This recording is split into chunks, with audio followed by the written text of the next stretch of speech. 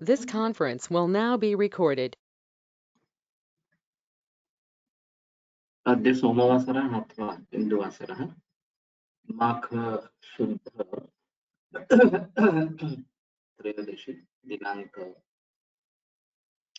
14 फेब्रुवारी 2022 शरक विमासन अध्याय 6 रोगानिक विमान शंखं चक्रं जलकान्दगतमृतघटं चारुदौर्भिश्चतुर्भिः सूक्ष्मस्वच्छातिरुद्यांशुकपरिविलसन् मौलिमम्भोजनेत्रं कालाम्भोदोज्ज्वलाङ्गं कटितटविकसच्चारुपीताम्बराढ्यं वन्दे धन्वन्तरिं तं निखिलगतवनप्रौढदावाग्निनीलम् प्रौढदावाग्निनीलम् ब्रह्मणो हि समारब्धामाश्रयाद्येषु पूजिताम् अस्मदाचार्यपर्यन्तां वन्दे गुरुपरम्पराम् आयुर्वेदरतं वन्दे माधवाख्यं महागुरुम् आयुर्वेदामृतं सर्वं शिष्येभ्यो यः प्रदत्तवान् द्रष्टाज्ञानी दृष्टकर्मा कृतकर्मा तथैव च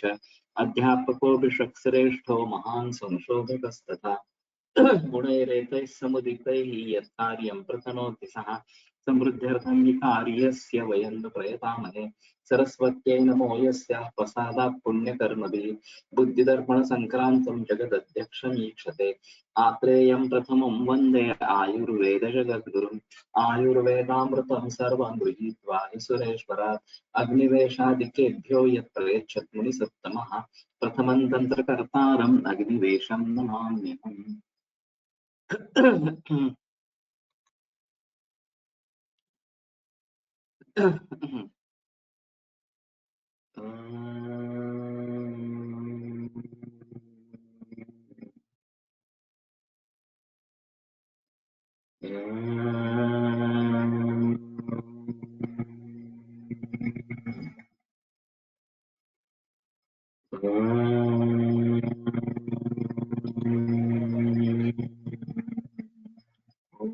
शांति शांति शांति। मैं परसों यहाँ अगर मैं कोपन में पहुंच गया हूँ और कल यहाँ जिंदाल का एक सोशल वर्क डिवीजन है JSW, उसके जरिए और मेरे जरिए निरामय आयुर्वेदिक रिसर्च के जरिए यहाँ के जो सभी डॉक्टर्स हैं उनके लिए एक वर्कशॉप रखा था लाइफस्टाइल के लिए। काफी अच्छा रहा। सिर्फ बात ये है कि पराग दाते यहाँ आने वाला था, जो भी लेक्चर देने वाला था वो आ नहीं पाया, तो मुझे अकेले तो ही सभी लेक्चर्स देने पड़े सुबह से लेकर शाम तक। थोड़ा हेक्टिक हो गया, लेकिन शुरुआत अच्छी यहाँ पे रही है, तो ये आगे सिलसिला बढ़ेगा। आज मैं सुबह यहाँ से निकल पड़ूंगा पुणे के लिए और आप तक पुणे पहुंचे।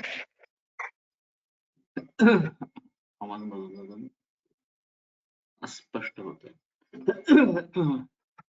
मालूम नहीं, एक्चुअली मैं थोड़ा बाहर बैठा हूँ यहाँ के। अथा तो रोगानीकम विभाग व्याख्या सामा इतिहासमः भगवान आत्रेयः। अनीक का शब्द अर्थ समूह इस प्रकार का है, तो रोग समूह किस प्रकार के होते हैं इसके बारे में अध्याय है। द्वे रोगानीके भवतः प्रभाव भेदेन साध्यम असाध्यम। तो विधि प्रकाराः स च अभिन्न जात्यानां कस्यचित् भेदांतरेण भवति। ये मानव जन्म पुस्तिका में लिखा गया है कि विधि एक प्रकार ही होता है और अभिन्न जातियां नाम, जिसकी जाति अलग नहीं है, एक ही जाति इस प्रकार के है, उनमें कस्यचित् भेदांतरेण किसी दूसरे भेद के जरिए ये विधि बताया जाता है। तो रोग समूह विभिन्न प्रकार के हैं, लेकिन इसमें विधि भेद से, प्रभाव भेद से जो है वो साध्य और असाध्य, तो साध्यत्व और असाध्य के प्रभाव बताए गए हैं। एक थोड़ा सा इसमें समझने की कोशिश रहेगी। अभी रस प्रभावतः, वीर्य प्रभावतः, विपाक प्रभावतः, ऐसे प्रभाव भिन्न भिन्न इस प्रकार से हो सकते हैं। तो शायद ये बात होती है कि किसी वजह से कोई प्रभाव हो जाता है, उसके जरिए ये साध्यत्व असाध्यत्व इस प्रकार का हो जाता है। द्वे रोगानीके बलभेदेन मृदु दारुणंच। बलभेद से दो रोगानीक इस प्रकार का है, एक मृदु और दूसरा दारुण। द्वे रोगानीके अधिष्ठान भेदेन मनोधिष्ठानम शरीराधिष्ठानम च। तो अधिष्ठान भेद से दो रोगानीक, दो रोग समूह है, एक मनोधिष्ठान और शरीराधिष्ठान। तो एक अहम मुद्दा है। वैसे शरीर तत्व शरीन्द्रिय तत्वात्म संयोग जीविका, इस सूत्र से तो मन आयुष का या जीवन का एक अविभाज्य अंग है ही, उसमें कोई संदेह नहीं। एलोपैथी में केवल एक यंत्र जैसे उसके बारे में देखा गया है, और बाकी जो परीक्षण है वो भी आंतरिक इस प्रकार से है। तो कल मैंने यहाँ पे बात की थी कि यंत्रों से यंत्रों की परीक्षा, ये अभी एलोपैथी कर रही है इस प्रकार से। तो मन एक अधिष्ठान है, अहम अधिष्ठान इस प्रकार का है, और उसको भली भांति देखना है, ये एक बात स्पष्ट है। तो ये केवल मन के अधिष्ठान से भी व्याधि होते हैं। अभी साइकोसोमैटिक डिसीजेस के बारे में काफी बोलबाला है। तो ये दोनों के जरिए है, मन और शरीर, लेकिन ये अलग अलग भी इस प्रकार से हो सकते हैं। द्वे रोगानीके निमित्त भेदेन स्वधातु वैषम्य निमित्त आगंत निमित्त। तो कारण के अनुसार दो रोग समूह होते हैं, एक स्वधातु वैषम्य निमित्त और आगंतु, ये भूत विषवाय अग्नि संप्रहारादि संभवाः नृणाम आगंतु रोगाः। इस प्रकार से आगंतु रोग के बारे में बताया गया है। अभी इसके बारे में काफी बहस चल रही है कि ये डेंगू, स्वाइन फ्लू, कोविड-19 या आगंतु रोग माने या निज रोग माने, क्या करेगा इसके बारे में। और बहुत सारे वैद्य ऐसे कहने वाले हैं कि इनको आगंतु में डाले, फिर ये कृमियों के कारण निर्माण हो रहे हैं, जंतुओं के कारण निर्माण हो रहे हैं, तो उसका एक अलग गठन किस प्रकार का किया जाए, तो एक बड़ी बहस की बात इस प्रकार की होगी। इसमें भीतर स्वधातु वैषम्य निमित्त होता है नहीं होता है, ये अहम मुद्दा है, और उसके साथ में बाह्य इस प्रकार से जंतुओं से संपर्क होना, ये बात इसमें अहम होती है। और सभी महत्व जो दिया जाता है वो बाह्य संसर्ग को दिया जाता है, और इसीलिए मास्क पहनना, दूरी रखना वगैरह वगैरह ये बातें सभी आ गई इस प्रकार से। लेकिन मूल रूप से अगर शरीर में दोष वैषम्य है ही, तो ये आगंतुक निमित्त बन जाता है और फिर रोग व्यक्ति होती है, और हम लंघन वगैरह से उस दोष वैषम्य को ट्रीट करते हैं, तो ये भी ट्रीट हो जाता है। ये अनुभव काफी लोगों ने अभी इन 2 वर्षों में ले लिया है। और कहीं-कहीं ऐसा होता है कि इन्फेक्शन का जोर बहुत ज़्यादा होता है और हमारी ताकत कम होती है, तो मुसीबत वाली स्थिति निर्माण होती है। और फिर ऐसी अवस्थाओं में भी रसशास्त्रीय औषधियाँ जो है वो काम करती है, वो एक अलग इस प्रकार का माहौल रहेगा। जिसका भी अनुभव काफ़ी लोगों ने अभी इस पैंडेमिक में लिया है। तो इन सभी बातों को ध्यान में रखते हुए केवल उस इन्फेक्शन को महत्व देना, ये बिल्कुल गलत इस प्रकार की बात है। अगर ये आगंतुक को उसको आगंतुक मानना है नहीं मानना है, ये भी एक मुद्दा है। हर्षिकर जी ने मुझसे काफी बहस की थी, ये सब कह रहे थे ये सब आगंतुक इस प्रकार के है। उस समय तो डेंगू था और ये फिर मच्छरों के द्वारा फैलता है वगैरह वगैरह, इस प्रकार की बातें चल रही थी। तो काफी वो गुस्सा करते थे कि ये कैसी मूर्खता है ये तो सोधा तो वैषम्य निमित्त इस प्रकार के ही विचार है, ऐसा उनका कहना था। तो अभी ये काफी मुद्दा उभर आया है कि खास करके इन्फेक्शियस डिसीजेस के बारे में वो क्या सोचेंगे, हम क्या सोचेंगे। मैं इस पक्ष में नहीं हूं कि इनको बिल्कुल नजरअंदाज कर दे, बिल्कुल देखे ही नहीं, इसके तरफ कोई जरूरत ही नहीं हमारे लिए देखने की, ऐसा नहीं है। क्योंकि जो एंटीबायोटिक्स का प्रयोग शुरू हो गया एंटीबायोटिक को रेजिस्टेंस इसमें आ गया। ये एक तरीके से एंटीबायोटिक्स का इनोकुलेशन इन जंतुओं को मिल गया और वो ज्यादा सशक्त बन गए। और दूसरी तरफ जनरल इम्यूनिटी के बारे में कुछ नहीं किया गया तो हमारी इम्यूनिटी घटती गई, हमारी प्रतिकार शक्ति घटती गई। ये दोनों चीजें हम इस पैंडेमिक हो एपिडेमिक हो इसके लिए बहुत ही बुरी है, बहुत ही घातक इस प्रकार की है। तो अभी जो संकरित धान, संकरित गाय का दूध इसका प्रयोग हो रहा है, इसके जरिए हमारी प्रतिकार शक्ति कम हो रही है। व्यायाम नहीं है, योग नहीं है, इसके भी प्रतिकार शक्ति कम इस प्रकार की हुई है, बल जो है हमारा कम हो गया है। और इनोकुलेशंस, वैक्सीनेशंस वगैरह वगैरह के जरिए इनकी प्रतिकार शक्ति बढ़ गई है। ये जो इन्फेक्शियस डिसीजेस है उनमें जो इन्फेक्शन कराने वाले जंतु हैं उनकी प्रतिकार शक्ति बढ़ गई है। तो फिर ये पैंडेमिक सेटल होना शुरू हो जाता है। उसमें काफी मौतें इस प्रकार की हुई है। फिलहाल जो मौतें हुई वो तो डर के कारण हुई, ये बात स्पष्ट है। एक भीति का माहौल खड़ा कर दिया गया, उसके जरिए बहुत सारे डेथ हो गए, ओजन से हो गया काफी लोगों में। तो ये बात नहीं होनी है। फिर भी हम इनको पूरी तरीके से कुछ कहना नहीं, उसके बारे में कुछ करना नहीं, ऐसा भी नहीं कहेंगे। तो चाणक्य के नीति के अनुसार बाहर सृष्टि में ही उनको जीतना ज्यादा बेहतर है। तो इसलिए मैंने जिक्र किया था कि धूपन चिकित्सा शुरू करें क्लिनिक में, घर में, इस प्रकार से ताकि वो वहां पे टिक नहीं पाएंगे। और फिर बीमारी आती है तो हमारे दृष्टि से दोष वैषम्य के अनुसार, लक्षणों के अनुसार निदान करके चिकित्सा करें।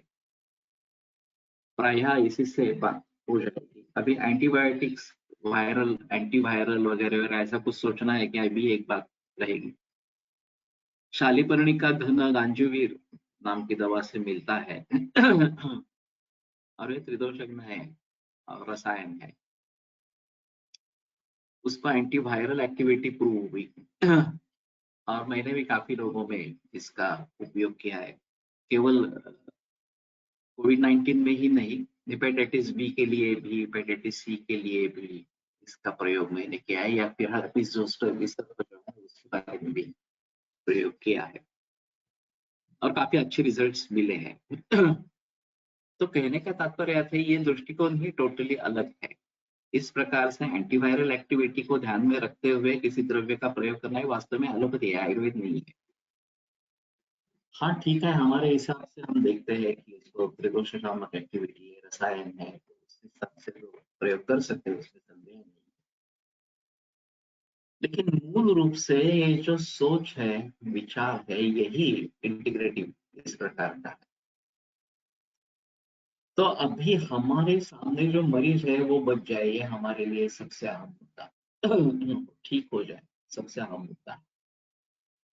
और सोकॉल्ड आयुर्वेदिक दवा देखे, शालीपर्णी घन, ये तो आयुर्वेदिक की दवा है, लेकिन विचार जो है उसका, उसके पीछे वो आयुर्वेदीय नहीं है। उससे अगर शांति होती है तो ठीक है हमारे लिए, कि इससे भी मरीज ठीक हो जाए तो कोई दिक्कत वाली बात इस प्रकार की नहीं है। तो स्वधातु वैषम्य निमित्त ये सभी रोगों में होता है। वैसे आगंतु रोग में भी एक क्षण के बाद धातु वैषम्य हो ही जाता है। आघात हो गया, अस्थिभंग हो गया, जैसे ही अस्थिभंग हुआ, वात प्रकोप हो गया, ऊपर वेदना शुरू हो गई। तो उसमें भी दोष वैषम्य होता है, ऐसा नहीं है, सिर्फ पौर्वापर ही है। धातु वैषम्य में वो शुरू से होता है और आगंत में बाद में होता है। लेकिन दोनों को महत्व है। और आगंतु में तुम्हें बाह्य उपचारण के बारे में थोड़ा सजग रहना पड़ेगा और वो भली भांति करने पड़ेंगे। तो इन सभी को ध्यान में रखते हुए निजागंतु भेदेन, ये जो बात बताई गई है, ये ध्यान में रखनी है। द्वे रोगानिके आशयभेदेन आमाशयसमुत्थं पक्वाशयसमुत्थं च। तो आशय भेद से दो रोगानिके, दो रोग समूह है, आमाशय समुद्भव और पक्वाशय समुद्भव। ये भी थोड़ा अजीब है, वैसे कोष्ठ काफी बताए गए हैं जो सुश्रुत में आए हैं। स्थानान्यमाग्नि पक्वानां मूत्रस्य रुधिरस्य च। तो वहां पे स्थान में अग्नि, आम अग्नि और पक्व, या आम और पक्व ये दोनों अलग बता दिए हैं। अब बाकी सभी का अवरोध इसी में होगा, ऐसा थोड़ा सा मुद्दा यहाँ पे रहेगा। तो आमाशय समुत्थ अगर अनवर्थक संज्ञा के रूप में स्वीकार करते हैं आमाशय को, तो जहां जहां कच्चा है, पका हुआ अन्न नहीं है, और ग्रॉस लेवल पे जाठराग्नि के स्तर पे जो हमने खाया है वो अन्न, और आगे चलकर धात्वग्नि या भूताग्नि का जो अन्न है वो भी जब तक अपक्व है तब तक वो उसका आमाशय समुत्थ कहेंगे, और वो पक्व होने पर उसको पक्वाशय समुत्थ इस प्रकार से कहेंगे। और फिर उसके लिए जो चिकित्सा देनी है वो चिकित्सा करनी है। अभी ये थोड़ा सा अजीब इस प्रकार का विचार है कि सिर्फ आमाशय समुत्थ के लिए क्या देना है, आप पक्वाशय समुत्थ के लिए क्या देना है, इस प्रकार से सोचकर जब जब अमावस्था होगी तो वो देना है, और जब पक्वावस्था होगी तो पक्वाशय वाला देना है, ऐसा सोच सकते हैं। क्योंकि वहाँ क्या देना है ये भी एक बात अलग रहेगी, लेकिन पक्वाशय समुत्थ में बस्ती चिकित्सा भली भांति काम करेगी। आमाशय समुत्थ में लंघन चिकित्सा ही प्रधान इस प्रकार की काम करेगी। तो बस लंघन और बस्ती इन दोनों के जरिए सभी रोगों की चिकित्सा हो सकेगी, ऐसा थोड़ा सा उसका मतलब है। एवं एतत् प्रभाव बलाधिष्ठान निमित्ताशय भेदाद्वैधम सद्भेद प्रकृत्यंतरेण विद्यमानम अथवा अतिसंधीयमानम स्यात् एकत्वम बहुत्वम वा। पश्चिमानाशय असा उल्लेख कुठेच येत नहीं है। ये सिर्फ स्रोतस्मी ही आता है, स्रोतांसी कली परिणामम आपद्यमानानां धातूनाम अपि वाहिनी भवन्ति अयनार्थ है ना। वहाँ पश्चिमानाशय नहीं कहा गया, लेकिन परिणाम आपद्यमान इस प्रकार से उसका निर्देश है। लेकिन पश्चिमानाशय इस प्रकार का निर्देश नहीं है, वहाँ अग्नि का है, सामान्य आमाग्नि पक्वानाम, तो आम, अग्नि और पक्व इस प्रकार के स्थान थोड़ा सा अजीब इस प्रकार का है। ग्रहणी तो इसके बारे में सोच सकते हैं, और वह वैसे ग्रहणी रोग बहुत सारे रोगों का कारण है, इसमें भी संदेह की बात नहीं।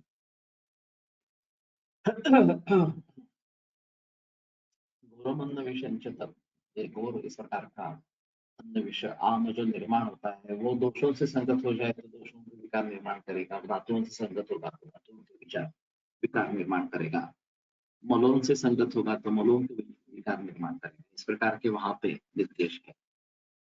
लघु अंतर पण आमाशयच म्हटले पाहिजे का,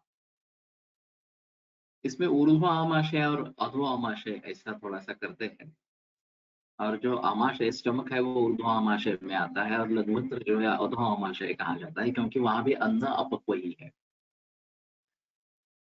और अन्न से ग्रहणात ग्रहणी मता, अन्न के ग्रहण के कारण उसको ग्रहणी कहते हैं। और अपक्वम धारयति अन्नम पक्वम सृजति पार्श्वतः, अपक्व अन्न को धारण करती है, और पक्व जो अन्न है वो पार्श्वतः उसको छोड़ देती है। फिर उसमें सार्किट विभाजन होता है, सार लिया जाता है, आहार रस बनता है, और उसके ऊपर रसधात्वाग्नि वगैरह की क्रिया होती है, और जो पिट्ट बना उसमें से घन और द्रव पिट्ट अलग हो जाते हैं, घन द्रव का पुरुष बनता है, द्रव पिट्ट का मूत्र बनता है। तो उंडुकस्थं विभजते मलं मलधरा कला। तो यकृत समन्तात कोष्ठन च तथांतराणि समाश्रिता, यकृत समन्तात कोष्ठ अंतर, इसमें ये मलधरा कला व्यापिनी इस प्रकार की है।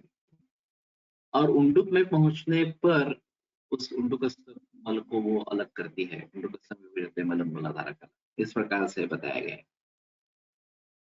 तो लघुवंत्र में भी इसकी व्याप्ति है मलधारा कला की, यकृत समन्तात कोष्ठन च तथांतराणि समाश्रिता, अंतर में भी वो है इस प्रकार से। तो शायद ये सार्वपित्त विभाजन की प्रक्रिया लघुवंत्र में आरंभ हो जाती है।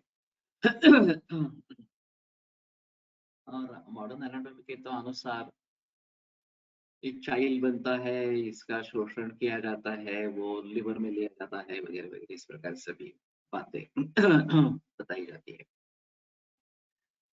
एवं एतत् प्रभाव बलाधिष्ठान निमित्ताशय भेदा, तो प्रभाव बल अधिष्ठान निमित्त और आशय, ये जो 5 भेद बताए गए, द्वैधम सद्भेद प्रकृत्यंतरेण विद्यमान, इस प्रकार से ये भेद्य है।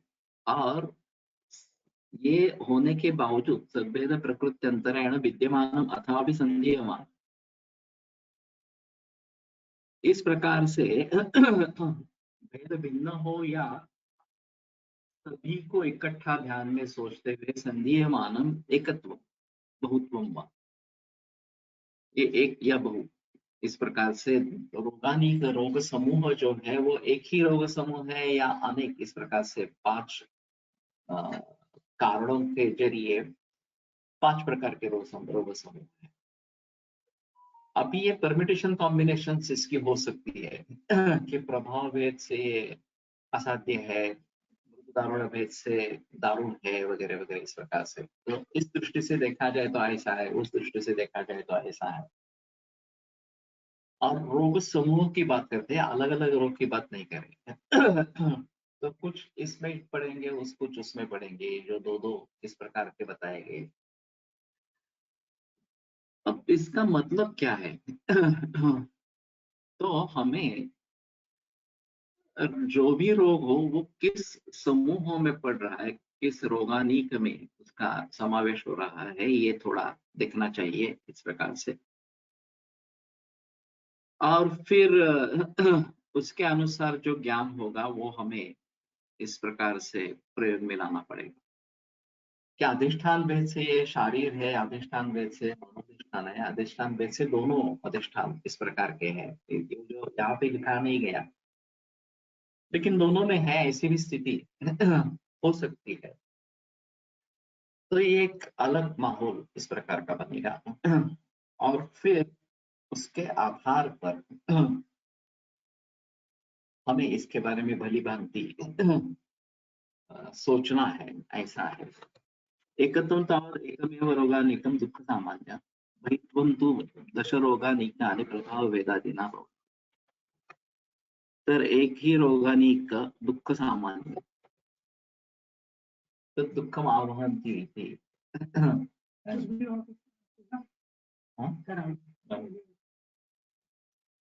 विविधं दुःखम् आनयति, विविध प्रकार का दुःख लाता है, ये व्याधि इस प्रकार का कहा जाता है। और बहुत्वंतु दश रोगानीकानि प्रभाव भेदादीना भवति, और ये प्रभाव भेद वगैरह से 10 रोग समूह इस प्रकार के हो जाते हैं।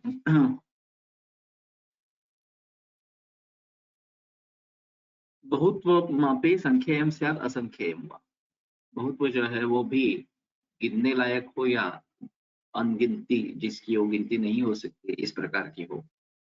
तत्र संख्येयं तावत् यथोक्तम् अष्टोदरीये अपरिसंख्यं पुनः यथा महारोगाध्याये ऋग्वर्ण समुत्थानादीनाम् असंख्येयत्वात्। तो अष्टोदरीय अध्याय में जो संख्येय वाच्य या गणना करनी योग्य इस प्रकार रोग है, और अपरिसंख्य पुनः यथा महारोगाध्याय ऋग्वर्ण समुत्थानादीनाम असंख्येयत्वात्। तो रुजा वर्ण समुत्थान, उसके कारण वगैरह वगैरह, ये इसके जरिए हर व्याधि अलग अलग इस प्रकार का हो जाता है। तो यहाँ किस तरीके से हम रोग की तरफ देखते हैं, हमें किस किस तरीके से रोग के बारे में जानकारी होनी है, इसके बारे में काफी बहस की गई है।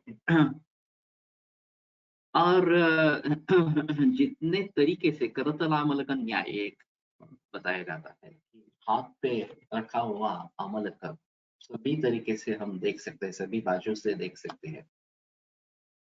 उसी प्रकार से रोग को इस दृष्टि से देखा जाए, उस दृष्टि से देखा जाए, अन्य की दृष्टि से देखा जाए, ऐसा करेंगे तो शायद ये एक बात होती है कि उसके बारे में परिपूर्ण ज्ञान इस प्रकार का होगा जो हमारे लिए बहुत आवश्यक है। कोई मुद्दा हमसे छूटे नहीं, इसलिए ये बहुत आवश्यक इस प्रकार का रहेगा। न च संख्याग्रेषु प्रकृत्यन्तरीयेषु विगीतिः इत्यतो स्यात् दोषवती इत्यतो दोषवती स्यात् अत्र काचित् प्रतिज्ञा। न च अविगीतिः इत्यतः स्यात् अदोषवती। तो संख्याग्रेषु भेद प्रकृत्यन्तरीयेषु विगीतिः, तो इसका टीका जो है वो पढ़ेंगे। न संख्येयत्वम् असंख्येयत्वम् इति च विरुद्धवेतौ धर्मौ तथा एकत्वम् अनेकत्वं च इति विरुद्धौ तत् कथं विरुद्धत्वेन ख्यातौ धर्मौ एकस्मिन् रोगे घटेताम् इति इत्याह न च इत्यादि। तो संख्येयत्व असंख्येयत्व परस्पर विरुद्ध इस प्रकार के हैं। एकत्व अनेकत्व ये भी इस प्रकार से परस्पर विरुद्ध है। तो ये विरुद्ध वाले दोनों धर्म एक ही रोगानी पर रहते हैं, ये अविगीति ही इस प्रकार की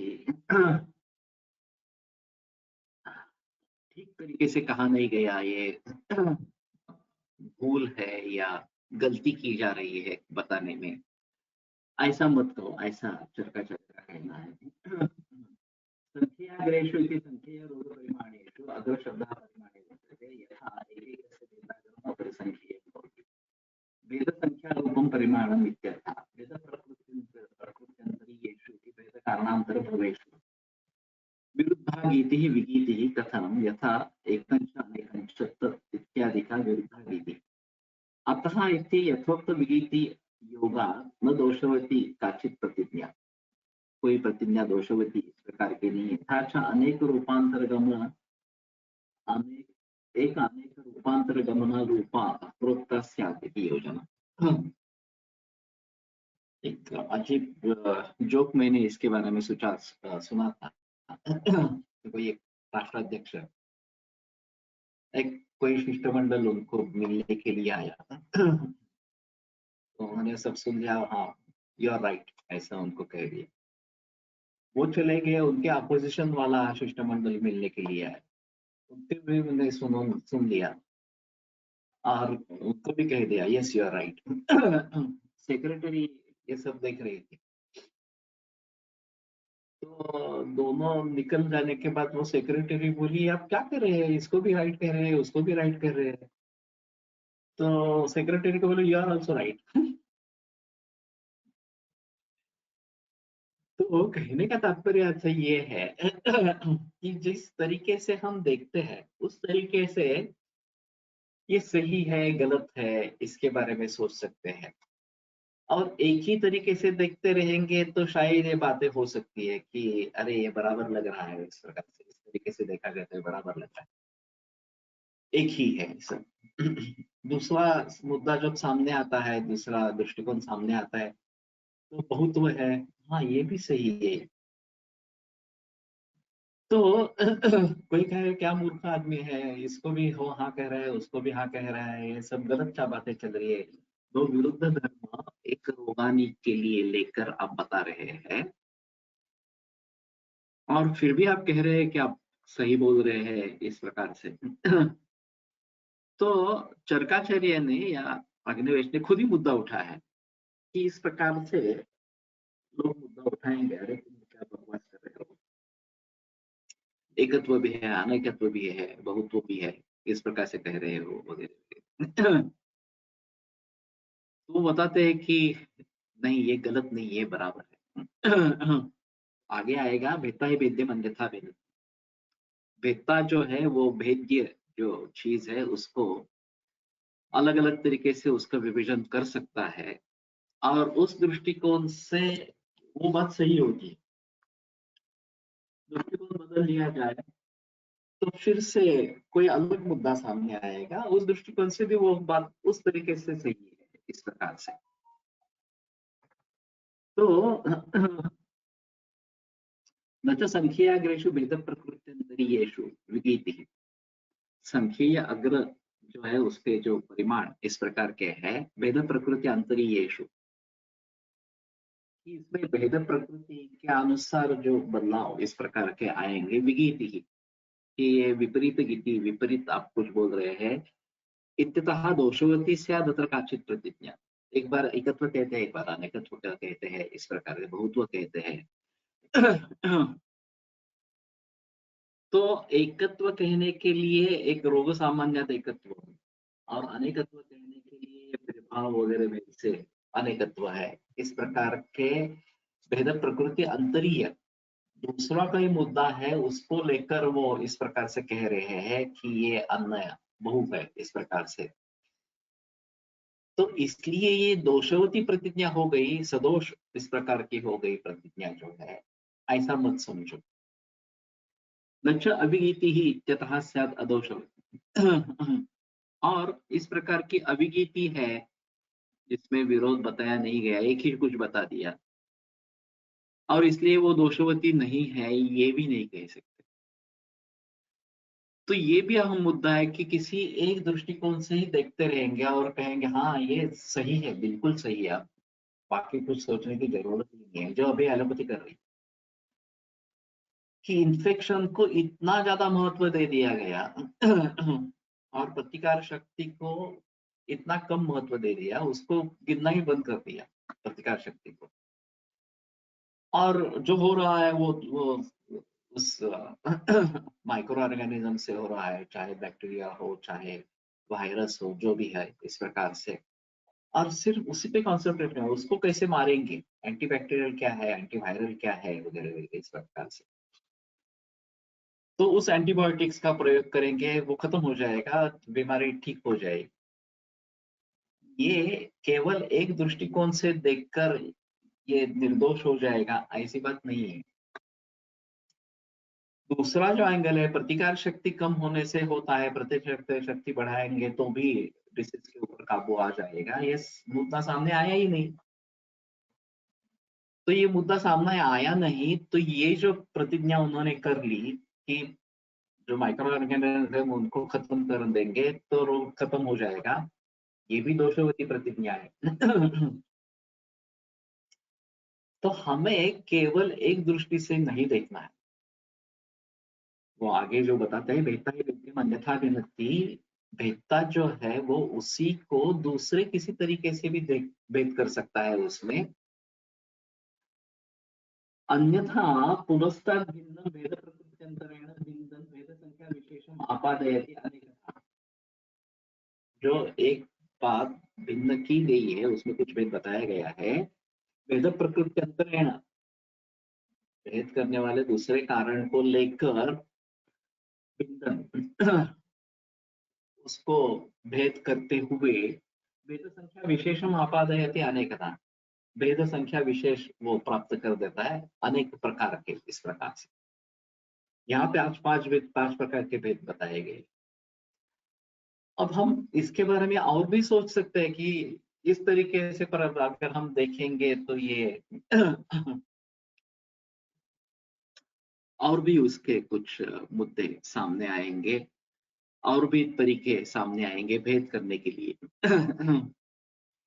अब एक वनस्पति को हमने ले लिया, वो इस वर्ग में है, इसलिए इस वर्ग के जो कार्य है वो कर रही है, इस गण में है उस गण के कार्य कर रही है, इस प्रकार के संयोग उसके साथ में है वो इसलिए इस प्रकार के काम कर रही है, अकेली इस प्रकार से काम कर रही है। तो जितने भी भेद इसमें आएंगे, सामने आएंगे, उसके अनुसार वो विभिन्न रोगों में, विभिन्न अवस्थाओं में काम करती होगी। तो कहने का तात्पर्य अर्थ ये है कि समूचे दृष्टिकोण से हमें ये देखना है, होलिस्टिक अप्रोच, सर्वांगीण दृष्टिकोण जो है वो हमें छोड़ना नहीं है, ये सबसे अहम मुद्दा है।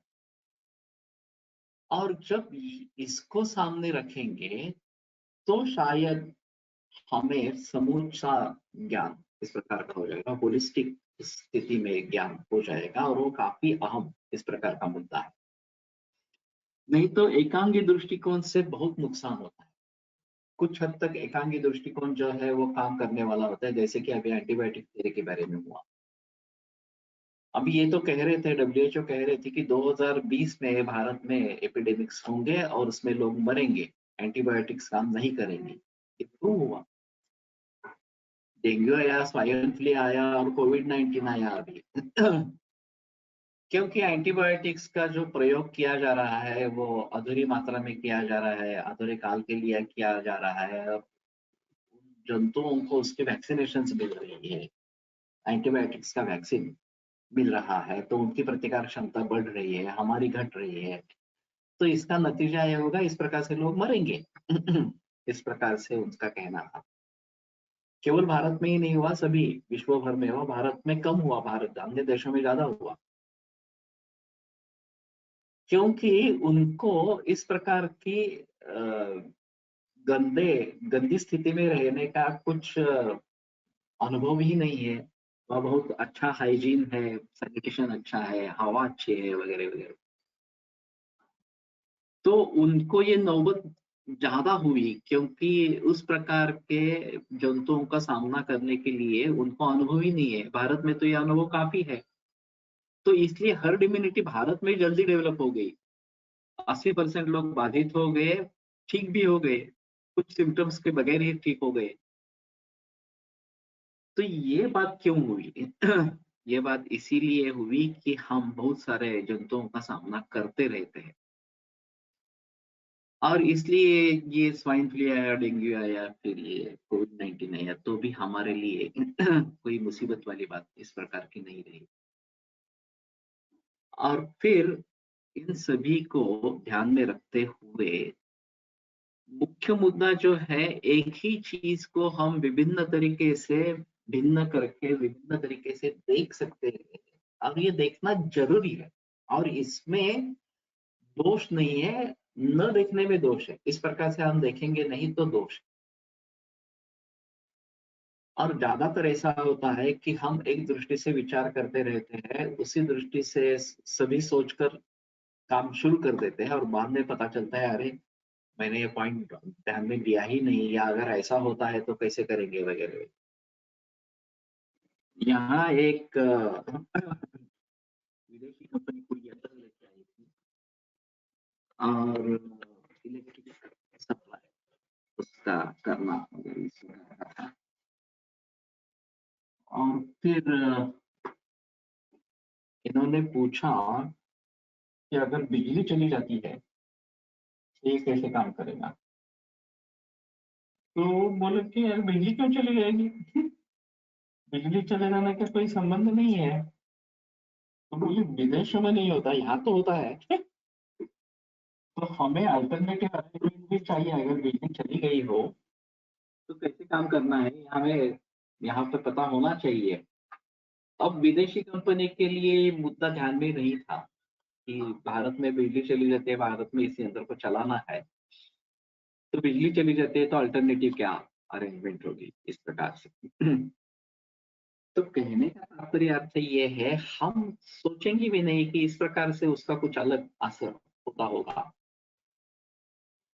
समूचे दृष्टिकोण से अगर किसी चीज को देखेंगे तो गलतियां होने की संभावना कम हो।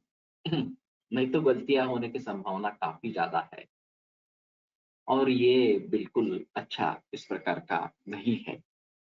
और इसीलिए ये बताते हैं कि अन्यथा पुरस्तात् भिन्न भेद प्रकृत्यन्तरेण भिन्न भेदसंख्या विशेषम आपादयति अनेकदा अच्छा पूर्व भेदाग्र मुपहन्ति। ऐसा करने से पहला जो भेद बताया गया है वो नष्ट हो गया, ऐसा भी नहीं है, वो भी सही है, भी सही है। तो केवल दृष्टिकोण, एटीट्यूड इज एवरीथिंग। एक मैंने अभी किताब थोड़ी सी पढ़ी, ज्यादा पढ़ी नहीं। तो दृष्टिकोण ही सही है, ऐसा उसका कहना था। और दृष्टिकोण हमारा अगर बदल जाए तो काफी अलग तरीके से हमारे सामने बातें आएंगी। और ये खास करके डिप्रेशन जैसे रोगों के लिए बहुत आवश्यक है। डिप्रेशन वाला व्यक्ति एक ही दृष्टि से सोचता रहता है, अरे बाप रे ऐसा हो गया, अभी ये कैसे करेंगे, रेमडेसिविर नहीं है, ऑक्सीजन बेड नहीं मिल रहे हैं, तो हम मरने वाले हैं, क्या हमारा मेरा मरीज मरने वाला है, कुछ पॉसिबिलिटी ही नहीं।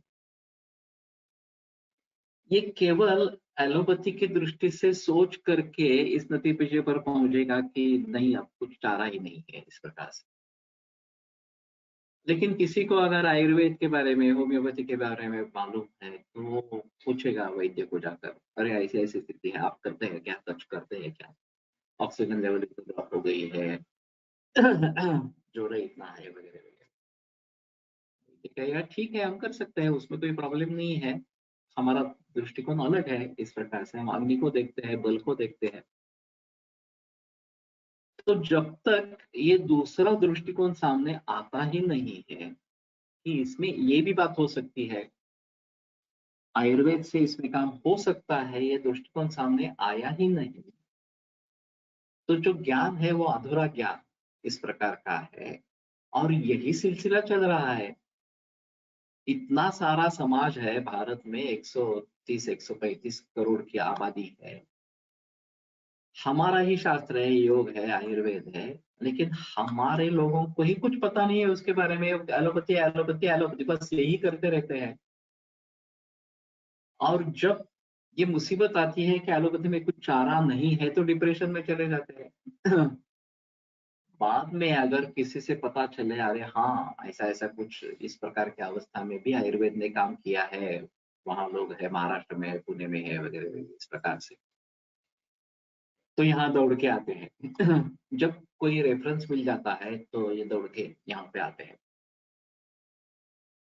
तो ये दृष्टिकोण ही अगर मालूम नहीं है हमें, दूसरा दृष्टिकोण इसके बारे में है, दूसरे तरीके से इसके बारे में सोच सकते हैं, तब तक ये स्थिति ऐसी ही बनी रहे। इसलिए हमें चाहिए कि किस किस प्रकार से इसके बारे में सोचा जा सकता है। भेद प्रकृति अंतरीयक, दूसरे किस किस प्रकार से इसके बारे में सोचा जा सकता है, ये सामने अगर हमारे आएगा तो ठीक है, इस दृष्टि से प्रयास करके देखते हैं, और कोई मुद्दा है तो उसको प्रयास करके देखते हैं। तो केवल एक तरीके से सोचने से जो डिप्रेशन आ गया था, उसमें थोड़ी राहत मिलती है, अरे ये भी कर सकते हैं, ये थोड़ा करके देखेंगे इस प्रकार से, तो डिप्रेशन से बाहर आना शुरू।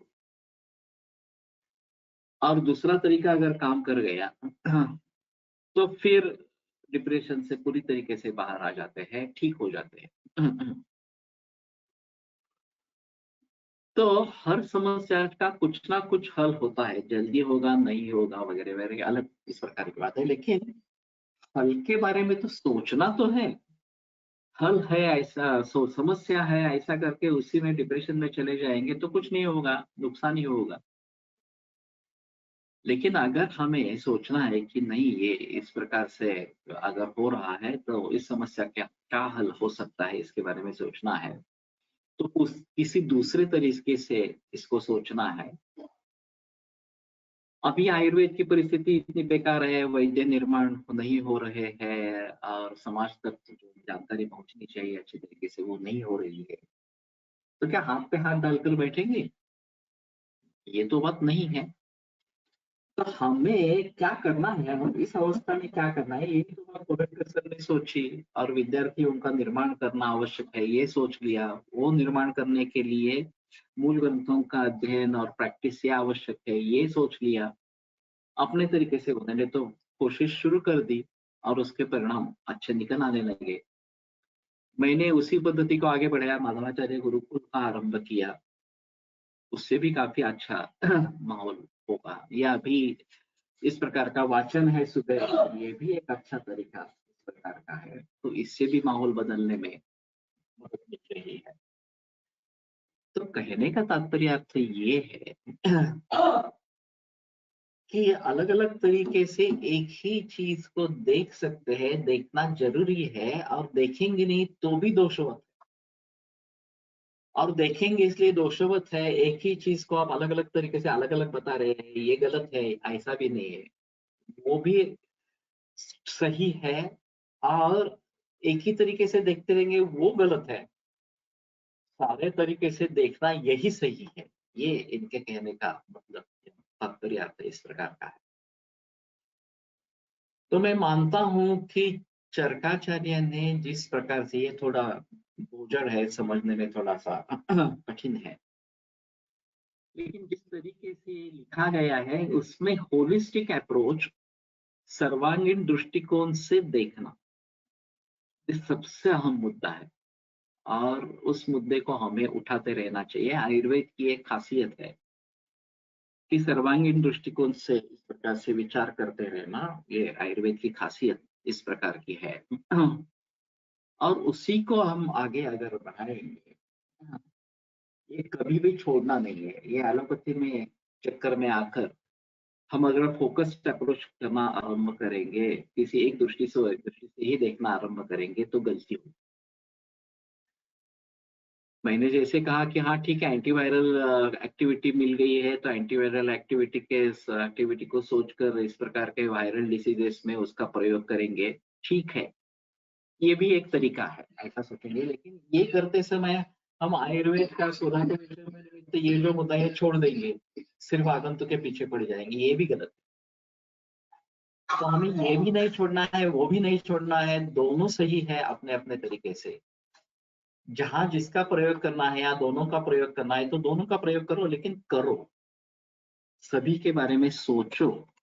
विगीति या शब्दाचा अर्थ काय आहे? विपरीता गीति ही विगीति, ये जो चक्रपाणी दत्त ने कहा गया है। दो परस्पर विरुद्ध धर्म एक ही चीज के बारे में बताना, एकत्व अनेकत्व इस प्रकार से, एकत्व बहुत्व इस प्रकार से, तो आपाततः ये विगीति लगती है कि विपरीत इस प्रकार से कहना, गलत कहना इस प्रकार से। और अग्निवेश या चरक बताते हैं कि नहीं, ये गलत नहीं है, ये सही है। मैं एकत्व भी कह रहा हूँ, बहुत्व भी कह रहा हूँ, दोनों सही है। और इसलिए ये प्रतिज्ञा जो है वो विगीति इस प्रकार की है, विपरीत गीति इस प्रकार की, ये भी गलत है। ये सही है, सभी सभी मुद्दे सही है इस प्रकार से।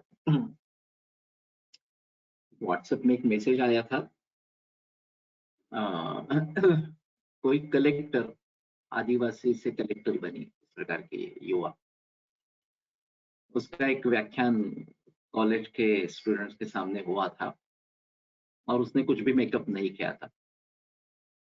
तो एक युवा लड़की ने उससे पूछा कि आपने मेकअप क्यों नहीं किया?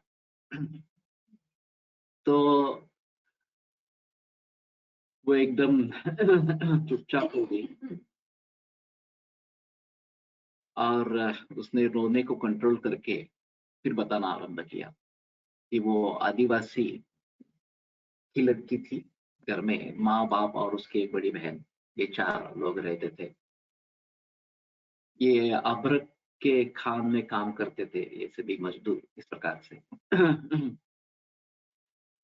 और इतनी कम आमदनी होती थी कि कभी भी पेट भर खाना होता ही नहीं था, आशक्ति रहती थी, दुर्बलता इस प्रकार की रहती थी। फिर वो जब 6 बरस की थी, तो उसको काम पे लगा दिया गया। कुछ इस प्रकार के क्षेत्र है कि जहाँ बड़े लोग नहीं जा सकते, 10 वर्ष के नीचे वाले बच्चे ही जा सकते हैं, रेंगते रेंगते जाना है और वहां से अभ्रक इकट्ठा करके बाहर लेके आना है। तो उसको उस काम में लगा दिया गया। और फिर पहले दिन उसको एक पूरी भाकरी मिली खाने की, वो भी पचा नहीं पाई। फिर ये काम शुरू हो गया। और बाद में कुछ एपिडेमिक हो गया, और उसके माता पिता और बड़ी बहन सभी की मौत हो गई। फिर इसको उठा के आदिवासी स्कूल में डाला गया। पढ़ी लिख कर वो कलेक्टर बन गई। अब उसको ये मालूम है कि इस प्रकार के जो अभ्रक कलेक्ट किया जाता है वो ऑर्नामेंट्स में दागिने बनाने में वो प्रयोग में लाया जाता है। बहुत सस्ते दाम पर उसको खरीदा जाता है और बड़े महंगे इस प्रकार के दागिने बनते हैं, उसके अलंकार बनते हैं। तो फिर उसने पूछा कि मैं कैसे इसको पहनूं? जब मैंने इसके बारे में काम किया और अभी भी 15,000 से 20,000 बच्चे इस प्रकार में काम में काम कर रहे हैं, 10 वर्ष के कम उम्र वाले इस प्रकार के बच्चे। तो जब मैं वो उसका ऑडियो सुन रहा था तो मैं सुन हो गया ये सब सुनकर। ये एंगल हमारे सामने कभी आया ही नहीं, आने वाला भी नहीं है। हम क्या बाजार में जाके ये जो सौंदर्य प्रसाधन है वो परचेस करेंगे, लगाएंगे, बस, बाकी कुछ नहीं। इसके पीछे राज क्या है यही जानने की कोशिश कौन करेगा? किस प्रकार के 10 वर्ष के कम उम्र वाले बच्चों को इसमें भेजा जाता है, उनका पूरा बालपन छीना जाता है, न उनको खाने के लिए पर्याप्त व्यवस्था है, न पढ़ने की सुविधा है, कुछ भी नहीं। ये एंगल सामने आएगा ही नहीं। तो ये कितना अलग एंगल है। अगर ये दृष्टिकोण हमें, जब मैंने ये सुना तो मुझे बहुत दुख हुआ कि इस प्रकार की भी स्थिति होती है और इस प्रकार से भी लोग गुजरते हैं, इस स्थिति से भी लोग गुजरते हैं। तो कहने का तात्पर्य अर्थ ये है अब कोई इसको देखेंगे, माशेलकर जी इसके बारे में अलग से सोचेंगे, हाँ ठीक है, अगर रोबोट को अंदर भेजा जाता है, रोबोट ये कलेक्ट करके लाएगा वगैरह वगैरह, ये अब चुनौती होगी। वो जो मजदूर है उनके बच्चों की परवरिश कैसी हो, या उन मजदूरों की परवरिश कैसी हो, उनको पर्याप्त खाना, रहने की सुविधा ये कैसे मिले, ये अलग माहौल होगा। ये काम करवाना है, कैसे करवाएंगे, वो अलग माहौल इस प्रकार का होगा। तो हर एक का सोचने का तरीका अलग अलग इस प्रकार का होगा।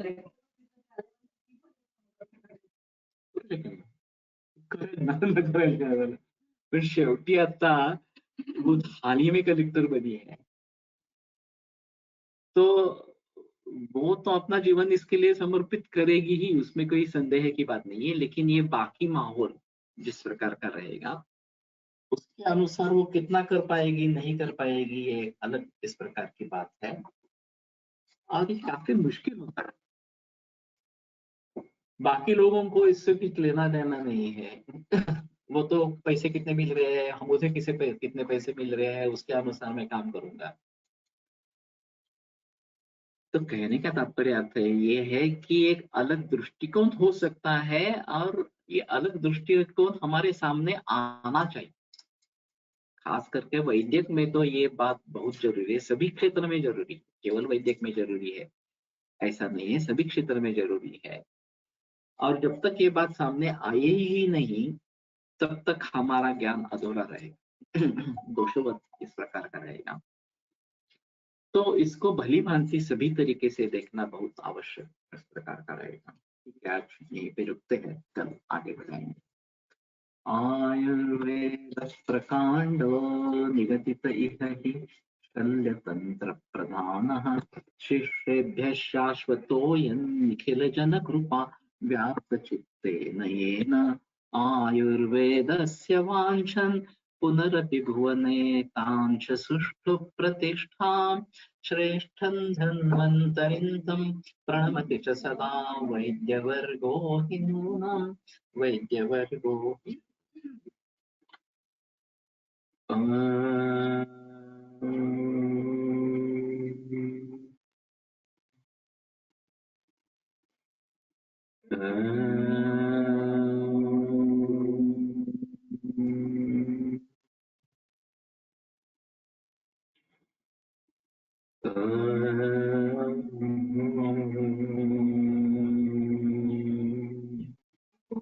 शांति शांति शांति। विरम्यते व्याख्यान स्वाहा।